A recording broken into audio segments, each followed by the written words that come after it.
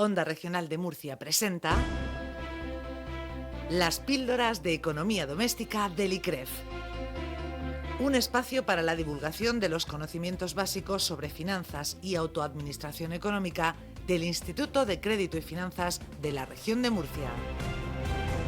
Con el patrocinio de CaixaBank. En la misma línea de lo que estábamos hace un instante hablando, de ganancias y pérdidas, en este caso para el control del coronavirus y ahora pues para el control de los euros. Para la economía doméstica es muy necesario también contar con un presupuesto, estar al timón de la propia economía. Es lo que sugiere en esta jornada Nicolás González, nuestro mentor, el hombre que sigue estas propuestas de conocimiento, de difusión de la economía doméstica a través del ICREF. Señor González, un saludo, buenos días. Don Adolfo, muy buenos días, ¿qué tal? ¿Está usted bien? Estupendamente. Vamos De para viernes, arriba. el mejor día. Hay expectativas muy interesantes y, en fin, con buena cabeza y con ahora, con el cinturón apretado. Así que, fíjese usted, qué jornada de 1 de julio estamos dándole a la audiencia, Sí, la verdad que le estamos dando el inicio del verano, pero bueno, es necesario, ¿no? Conocer cuál es la situación sanitaria como también económica con la que se nos viene encima. Teníamos el dato de inflación reciente otra vez, más del 10% de inflación en el mes de junio.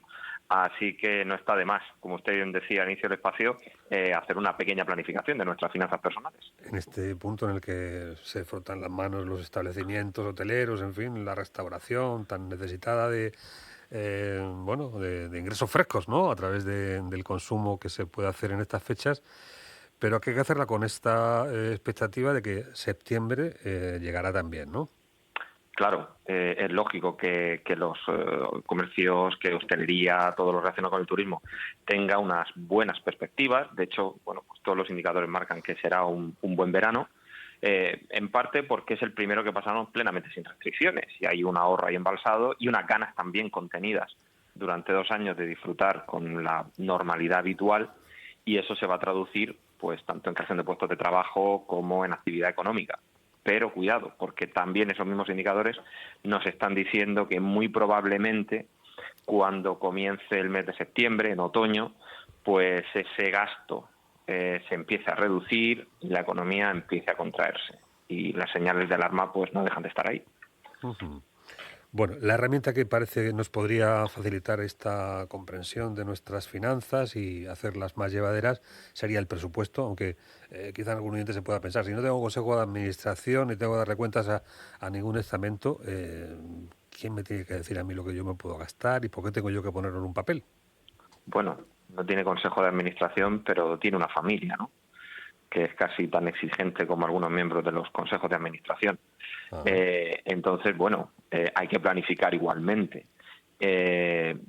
Negro sobre blanco, por supuesto. O sea, hay que hacer una pequeña planificación porque hay que saber contestar a una serie de preguntas básicas. Igual que en una empresa, pues en una familia también.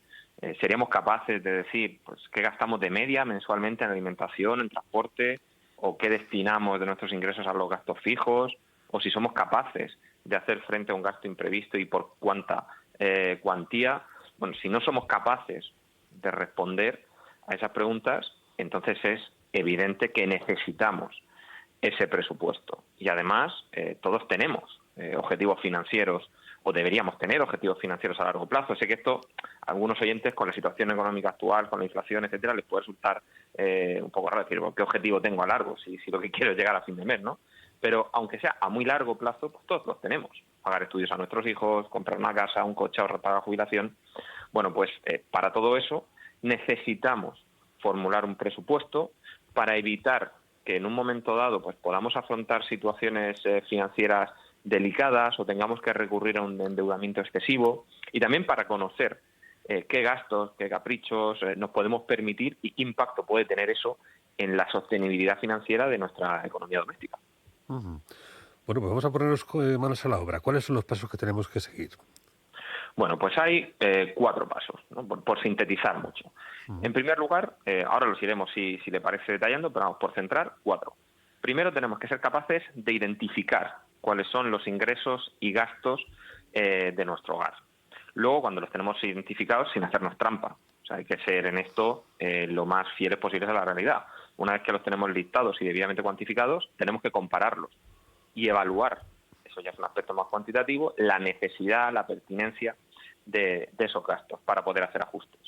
Una vez que tenemos planteado ese presupuesto, pues el paso siguiente, lógicamente, es aplicarlo, pero aplicarlo no sirve de nada si no hacemos el debido seguimiento, porque ese seguimiento es el que nos va a llevar a saber si estamos cumpliendo o no con los objetivos, si es necesario hacer una revisión. Es un presupuesto, la propia palabra lo dice, no es una condena, es una guía, una hoja que nos marcará, y luego cuando ejecutemos ese presupuesto, como nos pasa con las finanzas públicas, pues tendremos que hacer o no los ajustes necesarios.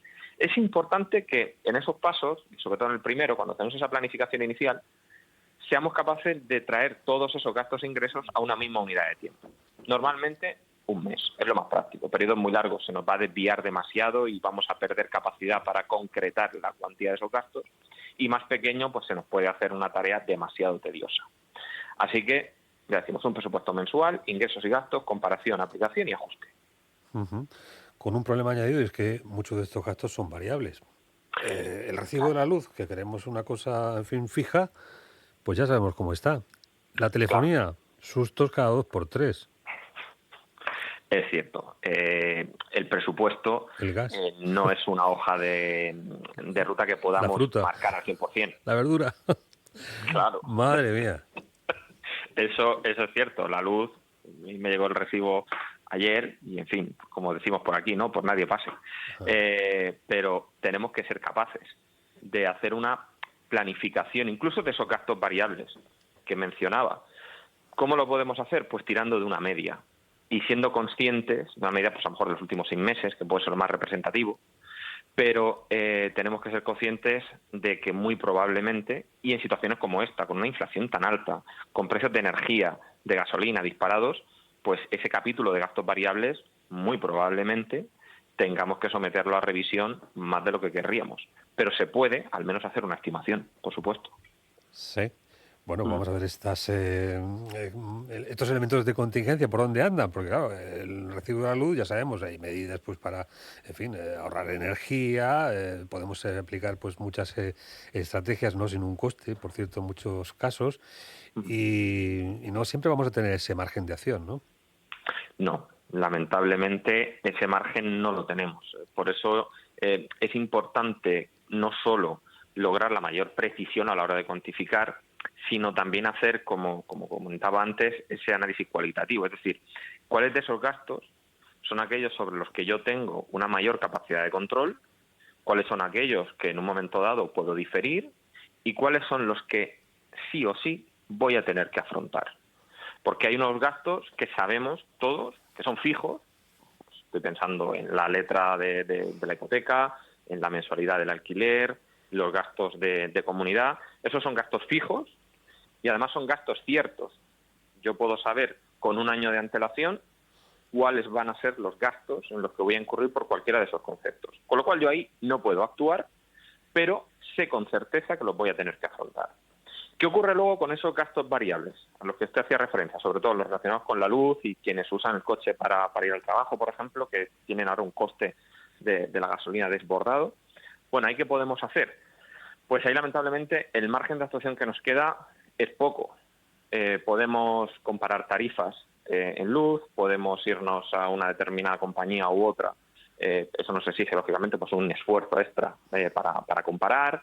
Tenemos, en el caso de la gasolina, pues tenemos algunos programas de fidelización de algunas compañías que nos permiten ahondar un poco más en ese ahorro, en ese descuento de los 20 céntimos por litro que hay ahora, y poca cosa más.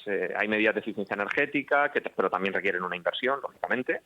Entonces esa inversión también deberíamos incorporarla a ese presupuesto.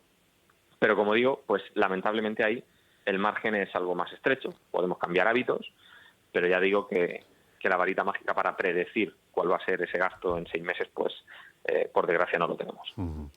Pero nos tenemos que poner en lo peor y hemos de contar con que esta contingencia se presenta. ¿Qué hacemos entonces? Bueno, si esa contingencia se presenta, aún queda una categoría de gasto de la que podemos reducir una parte de su peso en ese presupuesto total. Y son esos gastos pues, que podemos llamar accesorios o, a mí no me gusta llamarlos superfluos, yo diría accesorios, ¿no? Superfluos no, porque esos gastos también nos proporcionan un bienestar que es necesario. La semana pasada lo hablábamos, ¿no? Cuando hablábamos de las vacaciones, decía usted, bueno, pero no nos vamos a quedar en la casa encerrados todo el verano, ¿no? Lógicamente no. Por salud mental hay que salir y hay que hacer esos gastos más accesorios. Pero sin duda, pues es el capítulo de gasto que nos va a permitir hacer algunos ajustes cuando esos gastos variables se nos disparen. Entonces, ¿qué debemos hacer con ese tipo de gasto? Bueno, pues lo fundamental ahí es que seamos capaces de cuantificarlos, de llevarlos a cabo de forma que luego no nos generen una carga en el futuro, que no nos suponga un endeudamiento extra que al final nos acabe lastrando, por ejemplo. Intentar esos gastos pequeños, que a veces ni siquiera somos conscientes de que los realizamos, pero a lo mejor si hacemos una estimación global de ese pequeño gasto diario que hacemos, casi inconscientemente, de 1, 2, 3 euros, a lo largo de un mes, pues esos 2, 3 euros pueden ser 60, 180 euros, que nos pueden suponer un pequeño colchón para afrontar esa subida extraordinaria de algunos gastos. Pero, insisto, para poder hacer eso hay que llevar un control y al menos ser conscientes de qué parte o cuánto dinero estamos destinando a esos pequeños placeres que a veces pues ni siquiera somos capaces de cuantificar, ¿no? Entiendo la teoría. Estamos hablando de la proporcionalidad de los ingresos en relación a los gastos, pero claro, hay que contar con que ese mínimo vital a veces pues está por debajo de ese salario, está por debajo de esos ingresos, lo que hace pues tremendamente, en fin, complejo y posiblemente de escasa utilidad este tipo de medidas, ¿no? Bueno, aquí efectivamente estamos hablando para una renta media, para una situación estándar. Aquí no podemos tratar lógicamente igual salarios diferentes ni situaciones diferentes. Esto al final hay que entenderlo como una serie de pautas. Lógicamente, si usted vive con una pensión no contributiva, pues todo esto huelga, es evidente.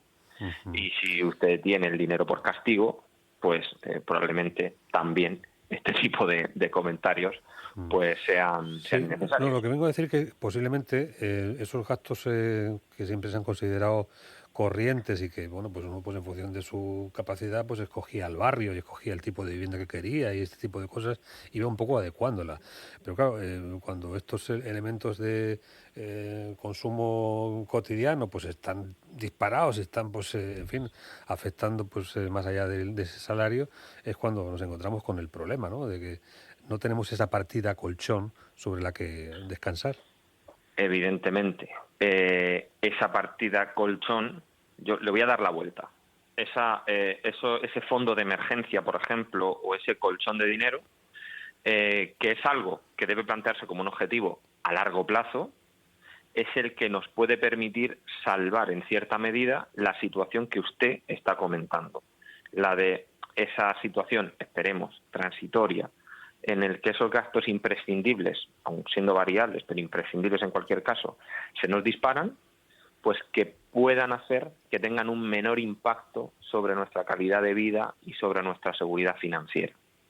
No es fácil, soy consciente de que eso no es fácil. Por eso, en las épocas de bonanza, de bonanza de economía personal, me refiero, pues deberíamos destinar una pequeña parte, al menos, si nos es posible, a ahorrar con el fin de poder tener ese fondo que atienda a las contingencias futuras. No ya planes nuestros de jubilación o de comprar una vivienda, etcétera, sino a estos imprevistos que además nunca vienen en buen momento y que con ese colchón pues nos permiten reducir un poquito ese impacto. En caso contrario, bueno, pues nos va a tocar apretar un poco los dientes. Y aquí llega la pregunta del millón, que tenemos 1 minuto y medio para contestar, pero que usted no puede eludir, ¿eh? Y es decir, ¿cuánto dinero deberíamos tener en ese fondo y dónde debemos de guardarlo? Que esto es muy llamativo. Bueno, ¿cuánto? Pues la estimación, la mejor de las estimaciones, es que debería permitirnos afrontar en torno a entre 3 y 6 meses los gastos fijos, hipoteca, alquiler, etcétera, más los variables imprescindibles: luz, agua, alimentación. Esa cuantía no es fija, deberíamos revisarlo conforme cambian las circunstancias, por ejemplo ahora en este entorno de inflación. ¿Y dónde guardarlo? Pues las alternativas son muy fáciles. Como es un fondo de emergencia, debería estar en un producto lo más líquido posible. En ese caso, pues, o en una cuenta corriente o en un producto financiero que no nos penalice por disponer de ese dinero de forma inmediata. Debe ser un producto seguro, porque si lo metemos en un producto que tiene un alto riesgo, corremos el peligro de que eso se volatilice y de que perdamos ese fondo. Y si además logramos que tenga un poquito de rentabilidad para que ese fondo de emergencia nos prime con un pequeño beneficio y además casi que nos estimule a ahorrar, pues mejor que mejor. Bueno, o sea que no es en la hucha ni debajo del colchón, en fin, Nicolás siempre tan serio, os deja al final muy poco margen. En este contexto sí, en otros ya sabe usted que no. Sí, es verdad, es verdad. Nicolás González, como siempre, un gozo. Gracias. Buen fin de semana, hasta luego. Un espacio para la divulgación de los conocimientos básicos sobre finanzas y autoadministración económica del Instituto de Crédito y Finanzas de la Región de Murcia. Con el patrocinio de CaixaBank.